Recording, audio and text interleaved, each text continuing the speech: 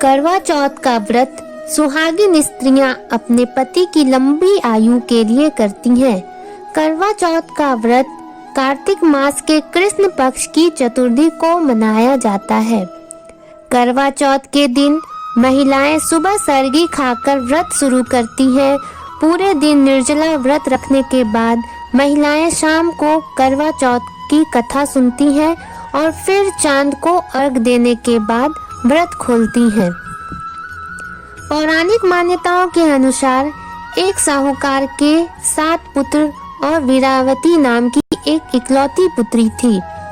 सातों भाइयों के बीच अकेली बहन होने के कारण वह सबकी लाडली थी और सभी भाई उसे जान से बढ़कर प्यार करते थे। कुछ समय बाद वीरावती का विवाह एक अच्छे घर में हो गया। विवाह के बाद जब वह घर आई तो सभी भाभीियों के साथ उसने करवा चौथ का व्रत रखा, लेकिन शाम होते होते वह भूख से व्याकुल हो उठी। शाम को सभी भाई खाने बैठे और अपनी बहन से भी खाने का आग्रह करने लगे, लेकिन बहन ने बताया कि आज उसका करवा चौथ का निर्जला व्रत है और वह खाना चांद को अर्घ देने के बाद ही खा सकती है। सभी भाइयों को अपनी बहन की व्याकुलता नहीं देखी गई, इसलिए वह दूर किसी पेड़ पर दीपक जलाकर चलने की ओट में रख दिए। दूर से देखने पर वह चांद उदित होता नजर आने लगा। इसके बाद भाई अपनी बहन को बताता है कि चांद निकल आया है बहन। फिर बहन खुशी खुशी अपनी भाभीियों को बोलने जाती है, भाभी चांद निकल आया है। इस पर भाभी बोलती है, यह तो आपका चांद है, और उसे सच्चाई से अवगत कराती है। पर वह अपनी व्याकुलता के कारण चांद को देखने और अर्घ देने छत पर चली जाती है। अर्घ देने के बाद वह जैसे ही पहला टुकड़ा मुंह में डालती है उसे छींक आ जाती है। दूसरा टुकड़ा जैसे वह मुंह में डालने की कोशिश करती है उसमें बाल निकल आता है, और तीसरा निवाला मुंह में डालती है उसे अपने पति के बीमार होने का समाचार मिल जाता है। वह बौखला जाती है और वह समझ जाती है करवा चौथ का व्रत गलत तरीके से टूटने के कारण चौथ माता उससे नाराज हो गई है और इसलिए ऐसा हुआ है।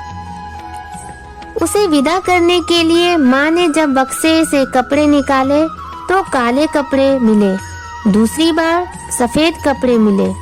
बेटी बोली, माँ रहने दो, मुझे जल्दी जाना है, मैं चली जाती हूँ।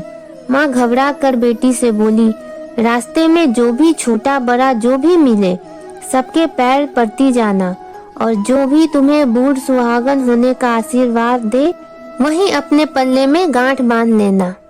बेटी बोली, ठीक है, और विदा हो गई। रास्ते में उसे जो भी मिला वह सबके पैर छूती गई और सबने उसे सुखी रहो का आशीर्वाद दिया।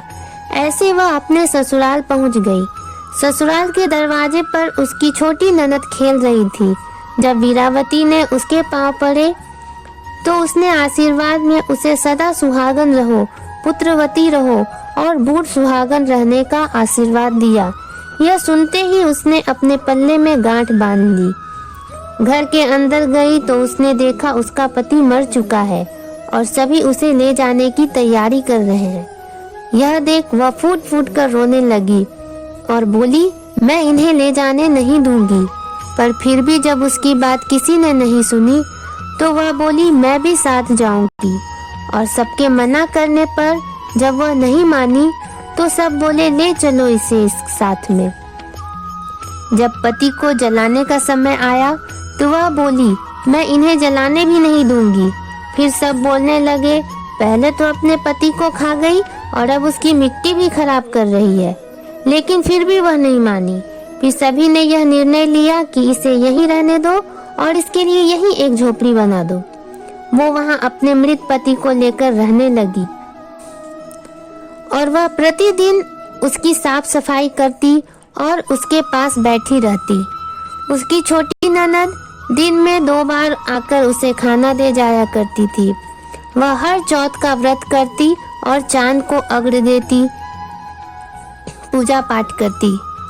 अंत में उसकी तपस्या को देख देवी इंद्राणी धरती पर आई और वीरावती को पूरी श्रद्धा और विधि विधान के साथ करवा चौथ का व्रत करने को कहा। इसके बाद वीरावती ने पूरी श्रद्धा से व्रत किया, जिससे चौथ माता प्रसन्न हो गई और उसके पति को जीवित कर दिया।